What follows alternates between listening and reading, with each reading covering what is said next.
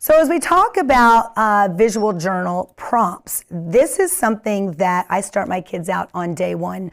The Art of Education actually has this fabulous sketchbook prompt download that you can print out that has some ideas on prompts. And I also wrote an article of 50 prompts that you can use with your students for visual journals. So make sure you check that out. I think prompt base is a really good place for them to start, and here's why. It's pushing their creativity and it's pushing their divergent thinking. And we want our kids to be those critical thinkers that know in their mind what they want to do, but you give them that prompt and it changes things up a little bit. So for my intro kids, they do a 1 page in their journal, just 1 page. And then for my advanced kids, they have to do a 2-page spread. So I happen to have an example here of an intro student that decided to do for her prompt of create a 2-page spread. And I thought it was so beautiful that I actually took it out when it hung in a show.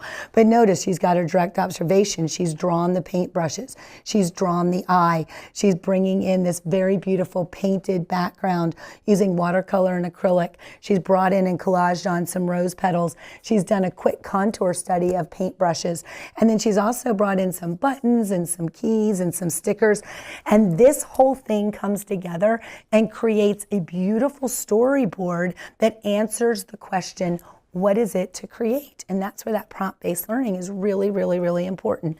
So I have found throughout the years that prompt-based journaling really pushes our kids' creativity. It's also a great place to bring in art history. I know that sometimes art history seems to get pushed to the side, and I actually wrote an article on art history learning stools, and then from there started using a little bit more art history in my prompts because the kids loved it so much doing that research. And then one question that I always get from teachers is, oh my gosh, you know, how many students do you have? I'm like, last year I had 188 students. So how do you grade 188 journals? And I love that question because I am not the teacher that's going to collect them and do them on my downtime.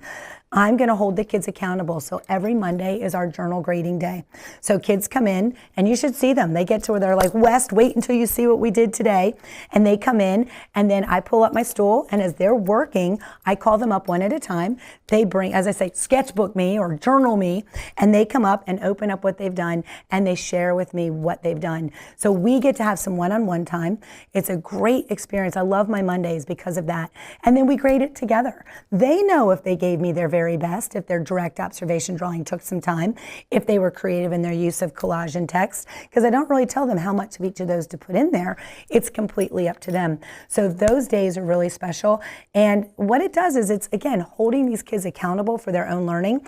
And they love it when I pull out my camera and I take a picture and then I post and publish their work on Pinterest.